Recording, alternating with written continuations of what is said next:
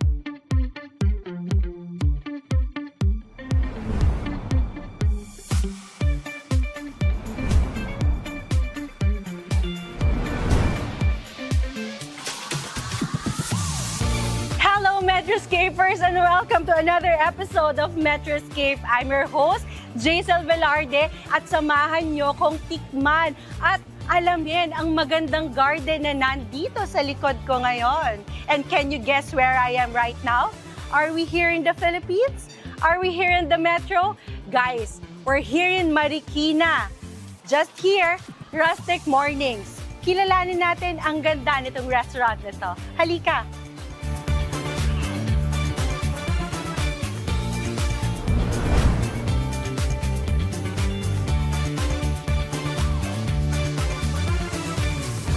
Good evening, everyone, and welcome to another episode of Metro Escape, where everybody feels like, I don't know how to describe it, but definitely dito sa lugar na pinuntahan natin ngayon, it's like a hidden garden cafe, shall I say. I feel like this is not like, parang wala ako sa Pilipinas, honestly. Feeling ko I'm in the gardens of Italy. Beside me is a very wonderful and very bubbly chef. Beside me is Miss Portia Baluyot, who's the visionary about this very beautiful restaurant, which is Rustic Mornings. Hi, Hello. Jazel. Hello. Welcome to Rustic Portia. Mornings. Yes. How are you?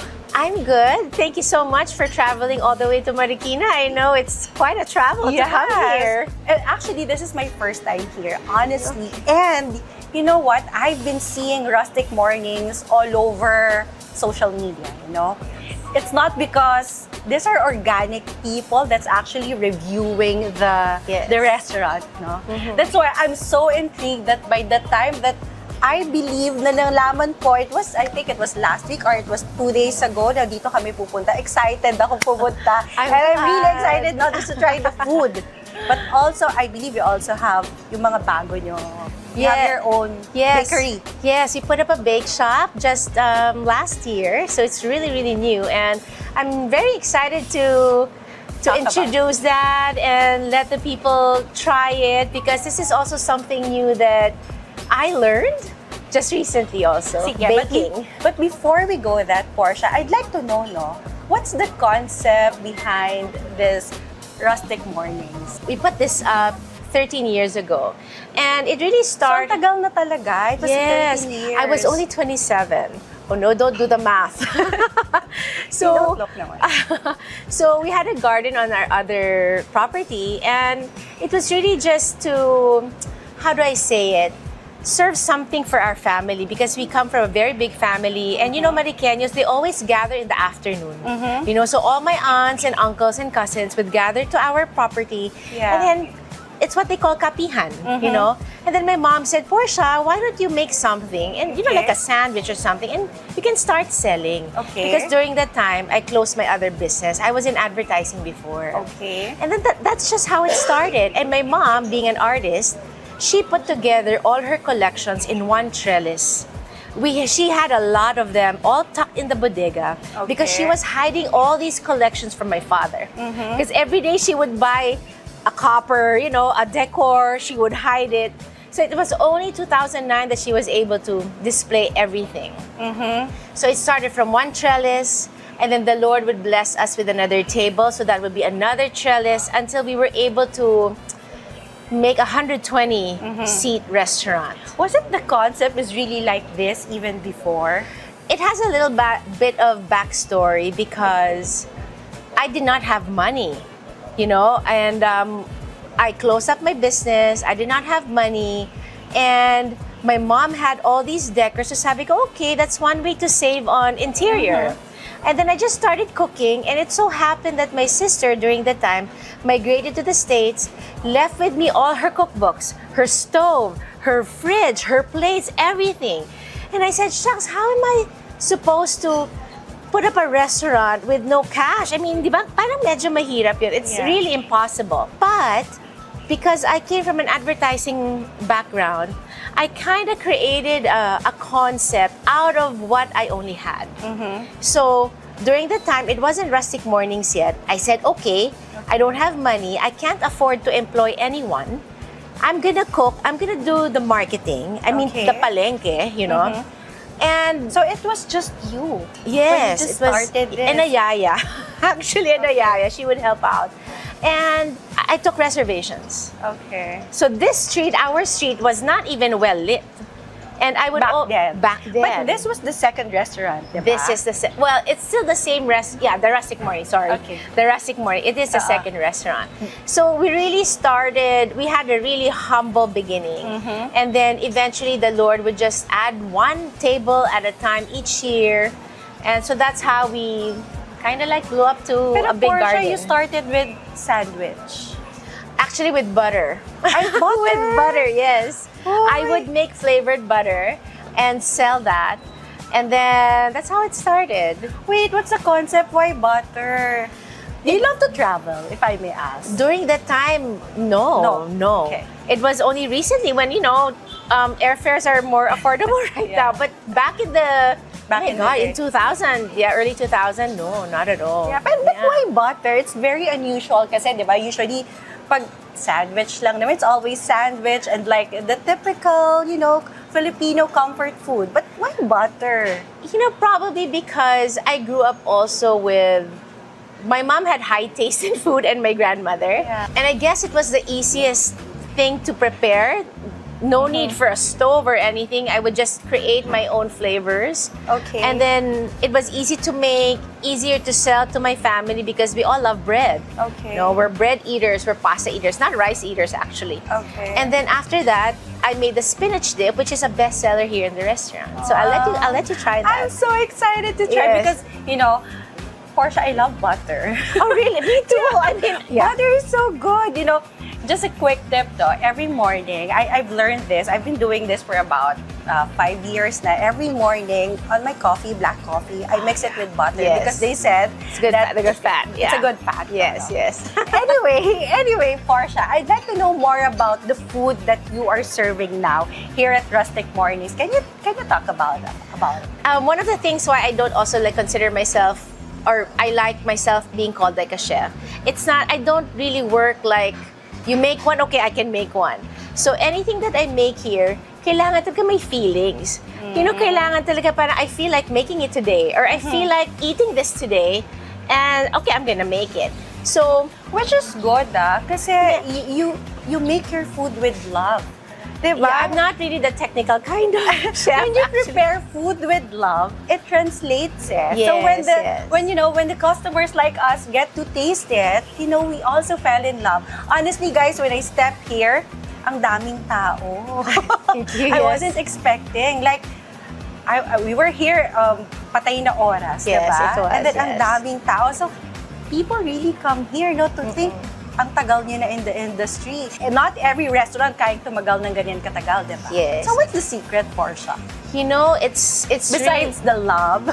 yes. Well, yes, that's true. One, you really have to love what you do. Okay. Second, you also have to train your people or to allow them to also love the company and what they do.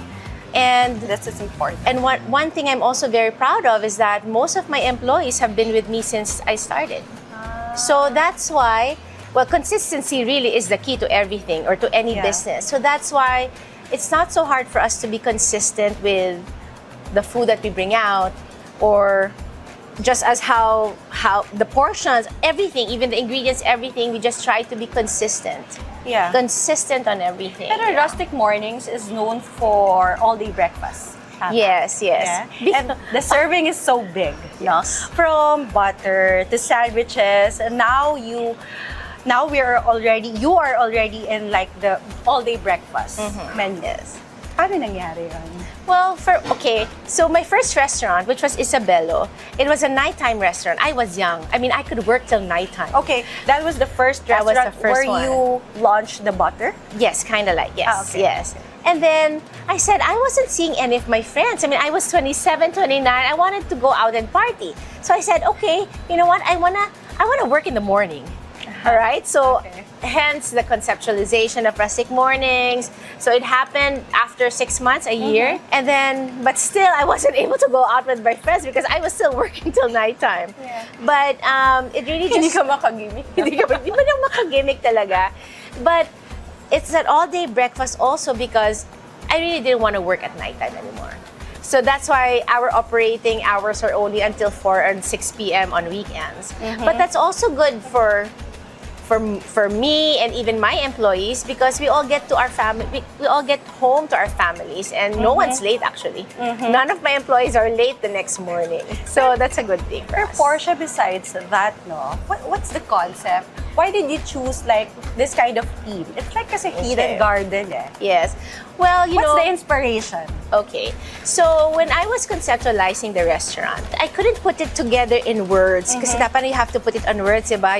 Pero your Portia, the previous branding. restaurant was also similar to this. Yes, but at nighttime. Yeah, so it was more romantic. I targeted Midnight. I targeted more the couples, Yeah. you know, or special occasions, na ganyan. So when I was conceptualizing this, I had to bring out a feeling. That's the only way I could describe it. So it's like, okay, how do I want my mornings to be? Okay, I want to be in a very nice hut. Okay? A very nice what? Sorry. A hut. Like a kubo. Like a kubo, pero Okay. modernized ng konti. Okay. So, like a nice hut. And when I eat my breakfast, I don't want to be judged when I eat my breakfast. Because during that time, di na ngayon, because I look after my health, no? I wanted my bacon there. I wanted my fried rice with aromatic, yung talagang mabango na bawang. And then I want my fresh orange juice. Okay. And then when I want my breakfast, gusto ko paglabas ko, I'm stepping on grass. And then I'm on my white, you know, parang linen duster na maganda. You know, that was how I was envisioning it. And then I wanted my pile of bacon, my rice, my tapa, my tocino, but I also want my pancakes there with really good whipped butter. Ang cute mo, you know? And no one's gonna judge me. Okay. And I want to be able to enjoy my breakfast na hindi formal. And then I'll eat, I go back to my room and I go back to eat again and no one's gonna judge me. When I translated that to a name, sabi ko, okay, I want a morning that is rustic, not pretentious, diba? No one's gonna judge you. I'm here to indulge. I'm not here to think of my diet. Okay. But I'm here to enjoy, savor the moment, enjoy the sound of the leaves. And then you have very little dogs running there. Is it one So- of the reasons why your serving is so generous? Yes, and plus, I frequent the America back then. So, and plus, of course, coming from advertising, ano ko na yan eh, minarket test ko na yan. I went around Marikina, I went around QC, Cainta, Taytay. I kind of put together what these cities did not have during that time. Okay. So- Are you from here? Marikina lang din? My family is, yes, my mom's side. They're really Mariqueños, which they call themselves katutubo. Talagang Mariqueño talaga. That's why you put up your restaurant here. Yes, and we lived here also. So Yeah. from that side, the first restaurant, which is Isabelo, why did you put up another restaurant? Okay. Or did you? Is it is this the No, second I just branch? transferred it here. okay. I transferred. So, 11 years there, and then my mom was sick. She decorated everything. Everything, interior, exterior, that's her forte. Okay. And I would take care of the food. And sometimes, sometimes mangingialam ka, Ma, why don't you move the table there, transfer it here? And she would tell me, it was so funny, in her madam, wag mo akong pakialaman sa aking decoration. So, Well, one of the reasons also why I moved here because, well, it was it was just an inquiry for parking until my uncle said, why don't you just, build it here? And I wanted to see my mom in a happier aura because syempre naluma na doon, she was sick, and that is why I have a tribute about her in this entire wall.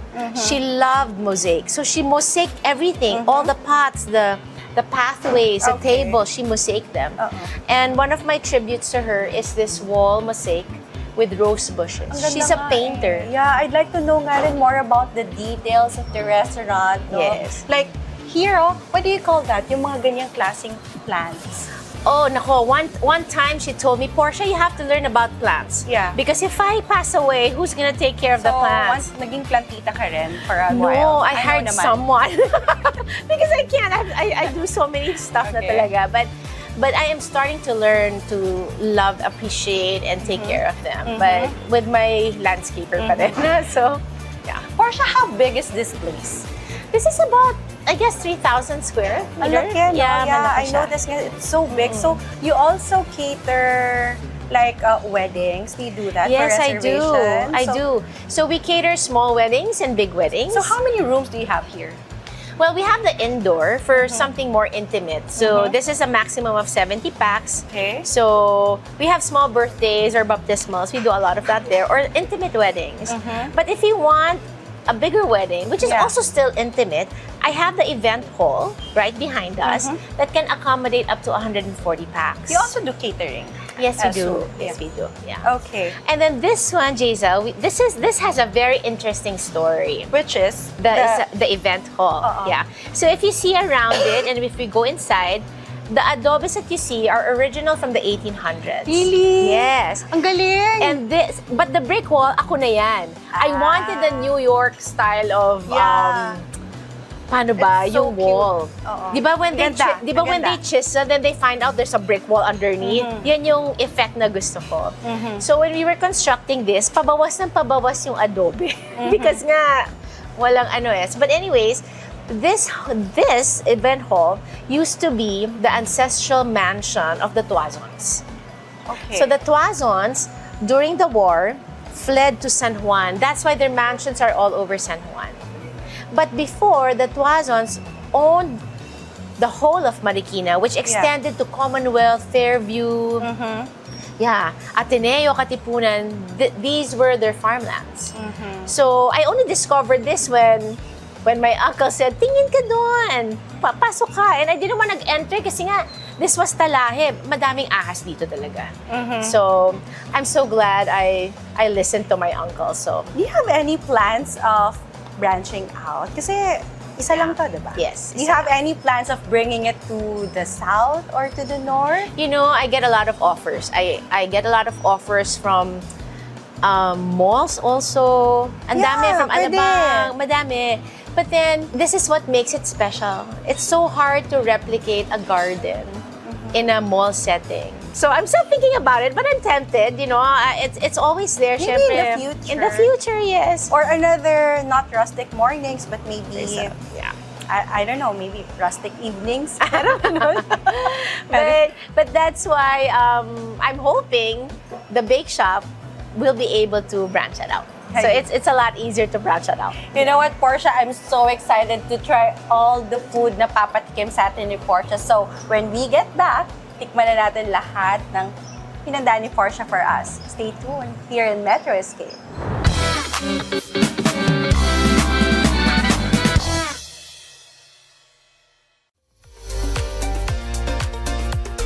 They say life begins at 40, but for many of us, the 30s where the real internal construction happens.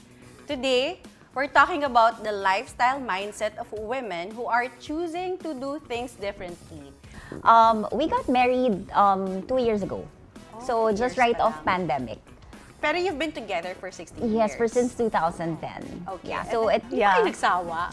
Actually, we get asked often. Like, Yeah. di ba meron yung 7-year itch? Yes. We were both like waiting for it. Where is it? Like, eto na ba yan? Ganyan. Where is that 7 years, but it never really happened for us. At this point, it doesn't bother me anymore Yeah. what other people thinks about the narrative of a family. Yeah. Same as my age. I'm happy, I'm at peace, which is very important. I'm good. So, hindi ko na kailangan mag-explain kahit kanino.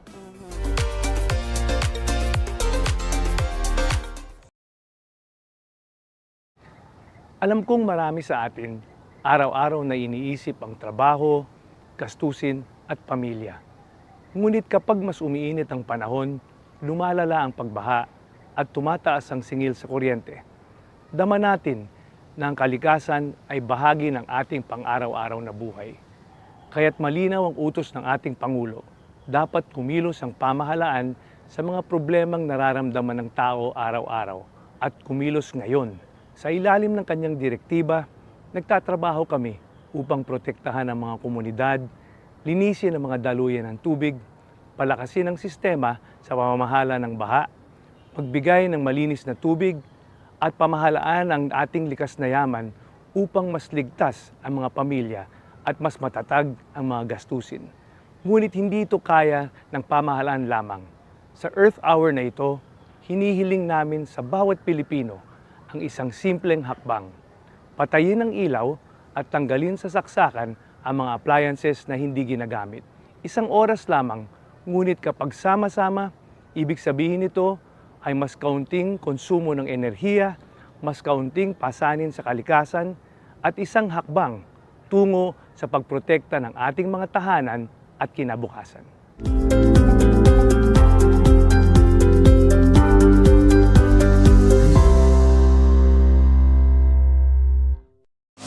The best players succeed because they set boundaries. Every great athlete wins with control. Always have a game plan.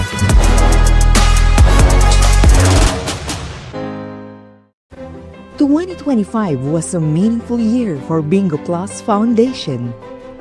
As our purpose grew, it was time for a new chapter. Introducing DigiPlus Foundation. Education is the bridge to opportunities. Through the Future Smart program, we empower learners and educators nationwide. At DigiPlus Foundation, we multiply learning for a better future. Healthcare should come with no barriers. Kalusugan Plus delivers medical missions, and Embrace Plus mental health support, which empower every Filipino through compassionate and accessible healthcare. At DigiPlus Foundation, we multiply healing. One patient, one community at a time. Every dream deserves a chance. In Wish Plus, we grant wishes, empowering individuals, families, and communities together with their partners.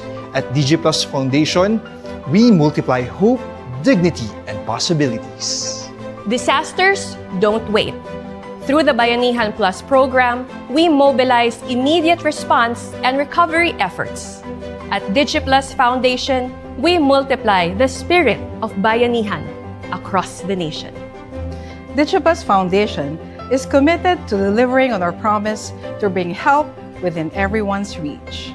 When support becomes accessible, impact doesn't just grow, it multiplies.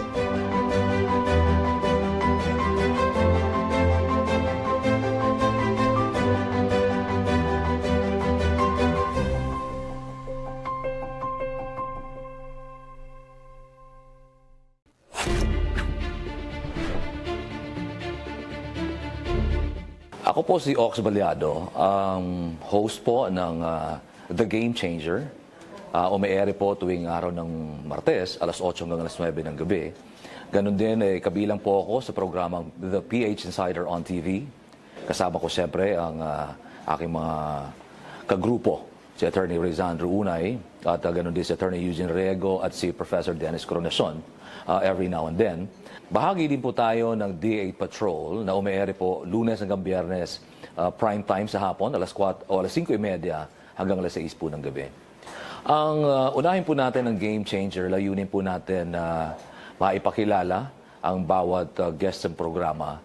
Hindi lang po yung pagkatao, bagamat ang kanilang mga advokasya, na kapag-pakinabang siyempre sa mamamayang Pilipino, sa mga manonood at sa mga nagsusubaybay ng programa. Isang show na masasabi nating makatutulong dahil sa maraming inspirasyon na ibinabahagi ng ating mga guest. Ang show na The PH Insider provides us a potent venue for discussion on the pressing issues, mga usaping panlipunan kung saan lahat tayo ay direktang apektado. Well, as far as I'm concerned, as being one of the hosts, I always keep myself abreast with the changes, with the news. Siyempre, para makapaghatid ng totoong impormasyon, taliwas sa mga lumalaganap na misinformation, disinformation sa digital media. Being in the mainstream media, siyempre, isa sa mga obligasyon natin ang makapaghatid ng mga konkreto, factual, makatotohanang impormasyon para sa mamamayan. Sa paghatid ng impormasyon, layunin natin ay may taas ang antas o ang level ng kamulatan at kaalaman ng bawat Pilipino, mga manonood ng ating programa. Sapagkat naniniwala ako na bilang informed citizen will allow us to be not to be complacent. Doon po nagmumula yung kaisipan na hindi po tayo nag-aantay kung anong pwedeng gawin sa atin ng pamahalaan, bagamat tayo'y nag-iisip kung ano ang magiging kontribusyon ng bawat Pilipino sa ikauunlad ng sarili, ng pamilya at ng sambayanan sa pangkabuuan. Ang D8 Patrol ay ito po ay avenue para maghatid ng mga balita ng kagaya ng sinasabi ko kanina bilang sa mainstream media, yun po yung may fact check, which is very vital. Kaya kailangan nandiyan pa rin tayo sa obligasyon ng isang totoong journalist. Mga balitang inihahatid ng ating news program para sa kaalaman ng sambayanan at least ma-inform natin ang sambayanang Pilipino sa mga kaganapan sa lipunan at gaya ng binanggit ko kanina makatulong para maiangat din ang kanilang concern o ang concern ng bawat isa pagdating po sa kapakanan ng bawat Pilipino. Muli po, inaanayahan ko po kayong patuloy na subaybayan ang ating mga shows dito po sa D8TV. Siyempre, ang ating pong D8 Patrol o may ere po mula Lunes hanggang Biyernes, alas 5:30 hanggang alas 6 po ng hapon. Panoorin po natin at patuloy na tangkilikin ang The Game Changer every Tuesday, 8 to 9 p.m. And of course, patuloy po natin suportahan at subaybayan ang The PH Insider on TV tuwing araw po ng Biyernes, alas 8 hanggang alas 9 ng gabi. Maraming salamat.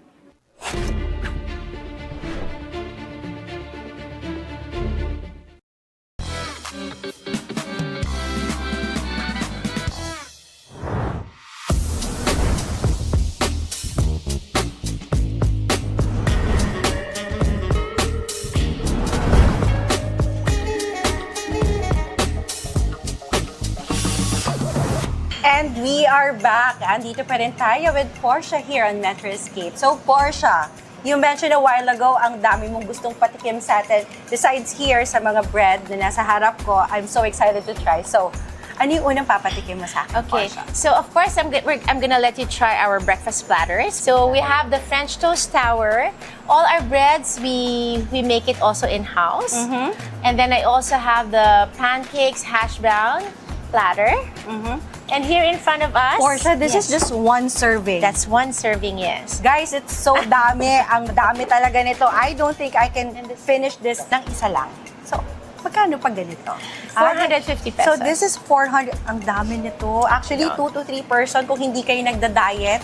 Pwedeng-pwede to eh. Yeah, very Diba? American size talaga. And one thing I noticed also, anyone who comes here always have a take-home with them. Kasi Kahit malaki ako, talaga. mag-take-home ako. And then I will let you try the spinach dip. The dish has Okay. started everything, so it's Okay. still coming. Okay, so that would be our appetizer. Yes, Alam mo, that would parang be natatakam appetizer. ako, diba? Just looking everything in front of me. It's like your Dami typical talaga. comfort food na parang you wanted to eat everything.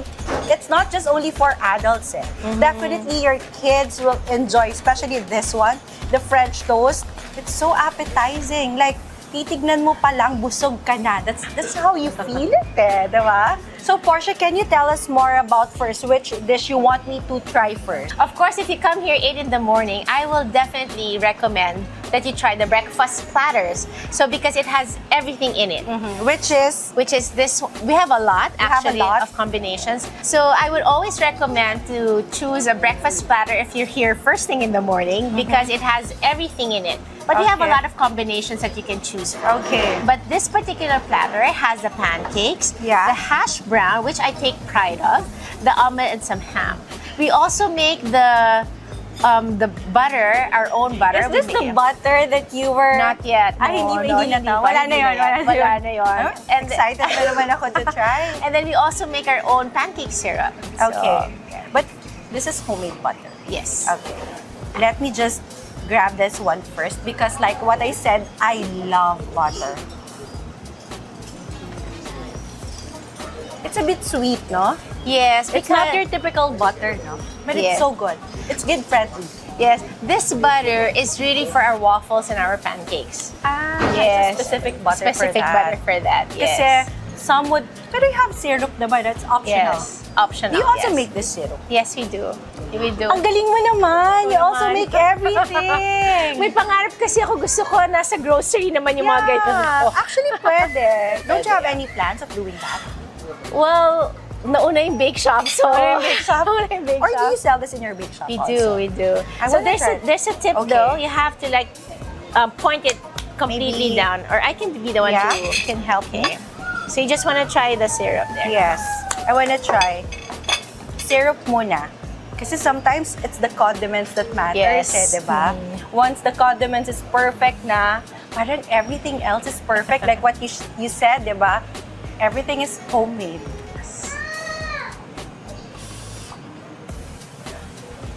We also sell our pancake mixes at the bake shop.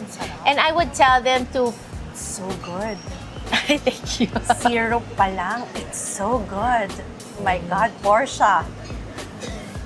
It's really good. There's no wonder ang daming tao palagi dito. Butter and syrup pa lang. Pwede may orderin yun na lang. Yeah.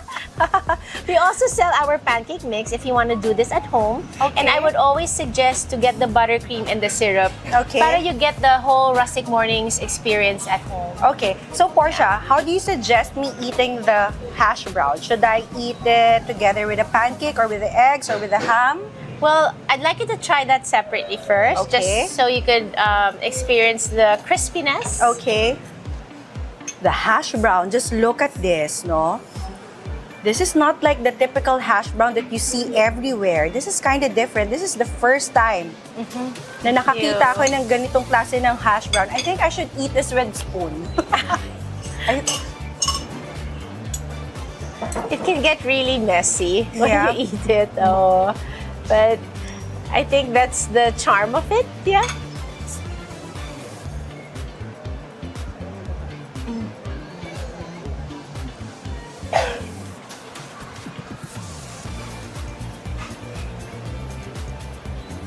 So good, Portia. Thank you. The crunch, it's still crunchy. Kanina pa tuluto, but until now, crunchy pa rin. In fact, kaya kong kainin to lahat eh. Kaso mabubusog ako sa dami ng nakahain sa akin here. It's so good. It's like, you know, I must say, para siyang ano eh, like this one, the crunch right here, it's like chips. Yes. No? Or the okoy, the Filipino, you know okoy, like a shrimp, a deep fried vegetable shrimp. Na it's so crispy. Because most hash browns are cooked in the griddle. You know, they just flatten it in the griddle, and they're not crunchy at all. Or the typical hash brown that we buy in the grocery. So I wanted it to be different. Because, you know, breakfast restaurants, we all sell the same thing. You know, everyone has pancakes, tapa, tocino. But during the time when I was conceptualizing it, I wanted it to be the best breakfast.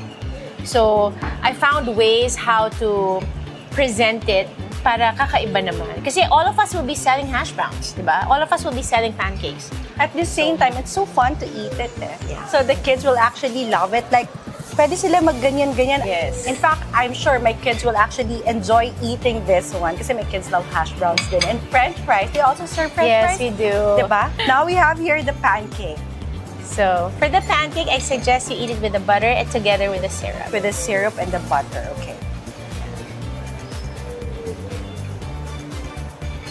Alam nyo guys, when you come here, make sure you're not on a diet, ah. Buti na lang it's breakfast, no? Yes, yes. You have enough time to burn it. To burn it. The whole day kasi parang the calories eh.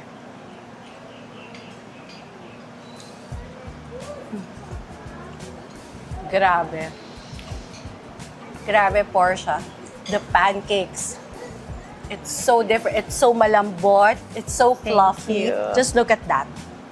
Ang sarap. Sobrang sarap. Definitely, this will be your next kid's favorite. So everybody who's not from Marikina, come over here. Try their pancakes. Try their hash brown. It's so good. How about the eggs? I'd like to try the eggs too. Okay. Well, Diba? yes. The eggs, we just have a different technique in cooking that because I want my eggs fluffy, but I also don't like adding too much milk or water. Yeah. So I like to have the eggy taste to it. So it's very simple lang naman. We just made sure to make it fluffy. Okay. Yes. Now, what's the next dish that you want me to try? We have here the French toast tower. I just plated it ng pahiga because this is gonna be too tall.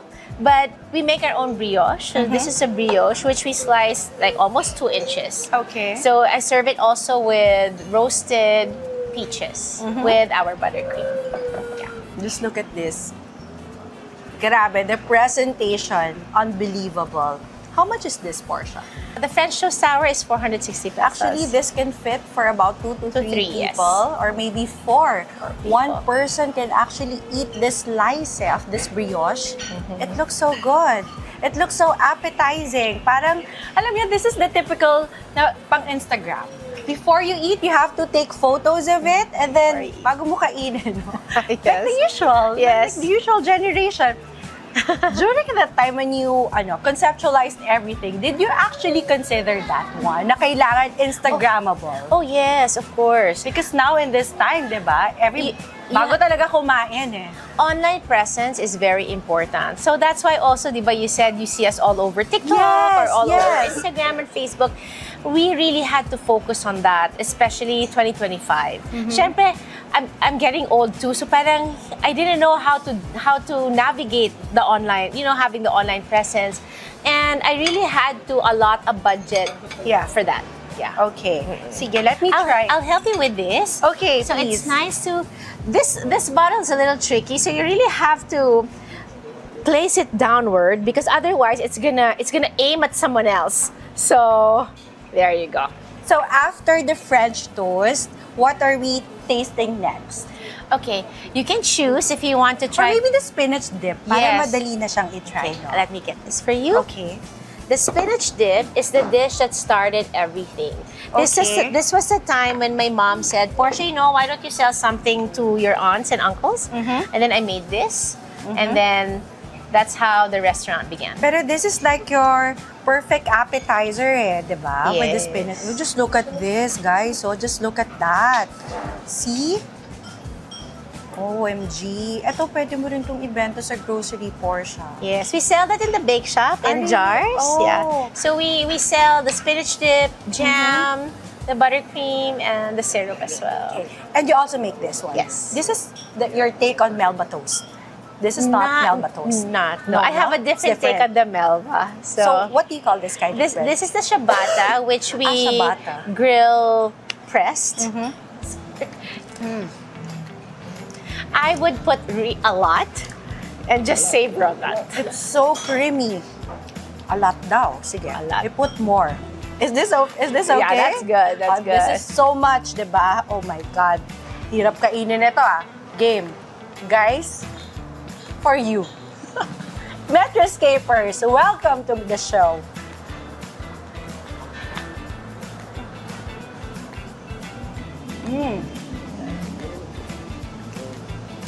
My God, Portia, it's so good.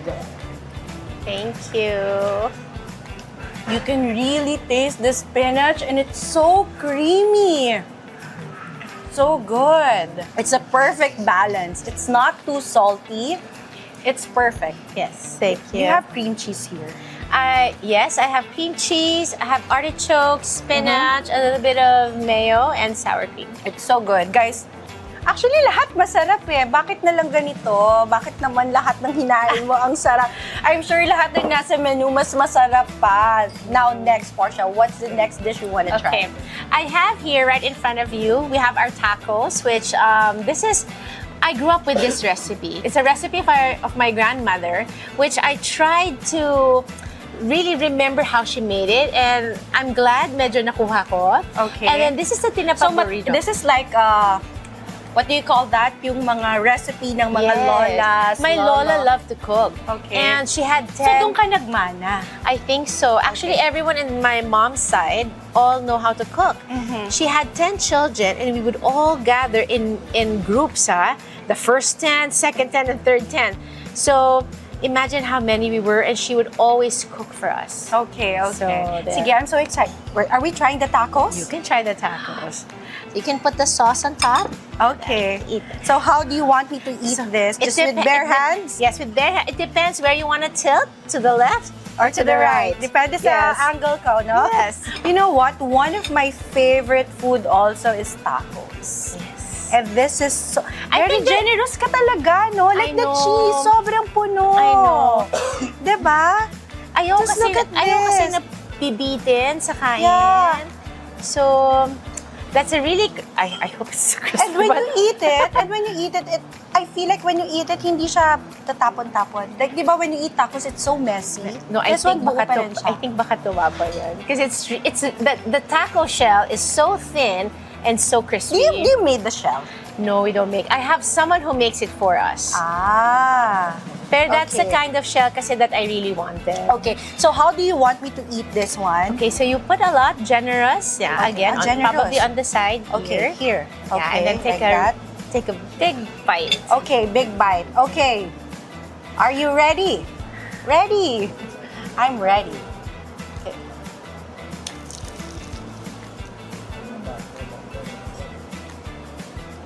This is my Filipino take on the tacos. So, you have your giniling and your cheese and your cabbage and your salsa. Yeah. One of the best tacos I've had. Really? Yeah. Oh, I'm glad. This is so good, Portia. Everything I've tried is so good. I'm sure lahat ng nasa menu mo, sobrang sarap. Would you like everybody to invite here to come over Rustic Mornings? Do you have any Instagram, Facebook, TikTok, or anything? Social media website? Yes. Yes, please. I'd like to invite everyone to come here to Rustic Mornings. We are located in Marikina City. We are easy to find. Just click on Waze. We're here. And then we also have a bake shop that you can visit just right across the restaurant. So you can find us on all social media channels. We are on Instagram, TikTok, and Facebook.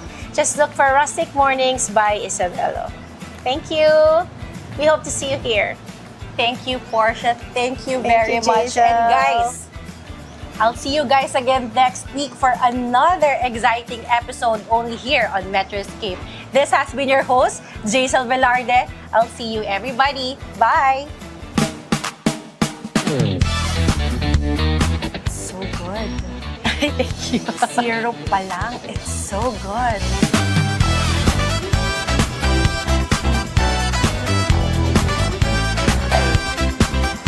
The crunch, it's still crunchy. Kanina pa tuluto.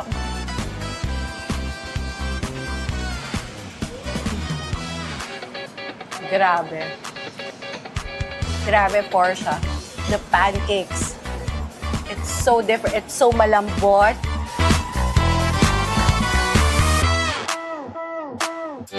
Look at that. See? OMG.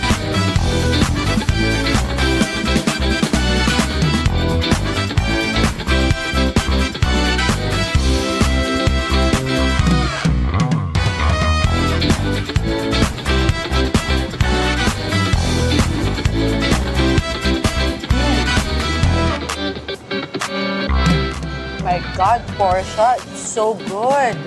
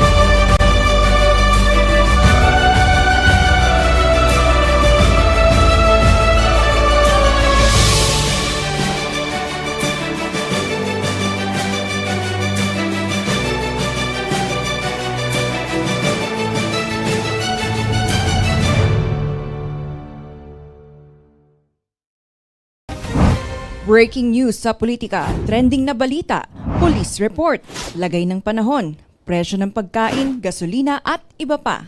Lahat ng yan aalamin sa D8 Patrol mula Lunes hanggang Biyernes pagkatapos ng PCSO Lottery Draw, alas 5 ng hapon sa D8TV.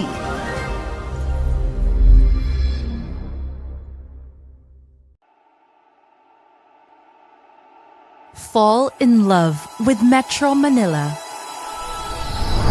as you walk the cobbled streets of this walled city.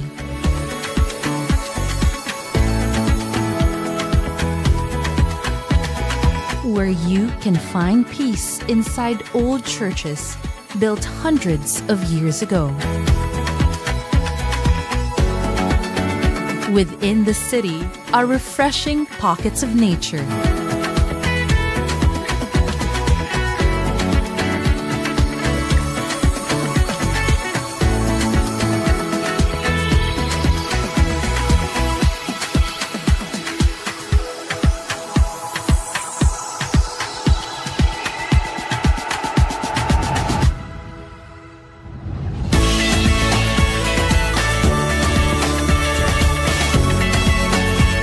Where business flourish in diversity.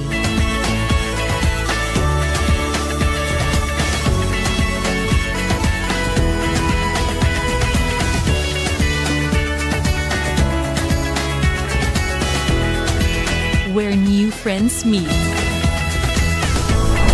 A city where you'll keep coming back for more.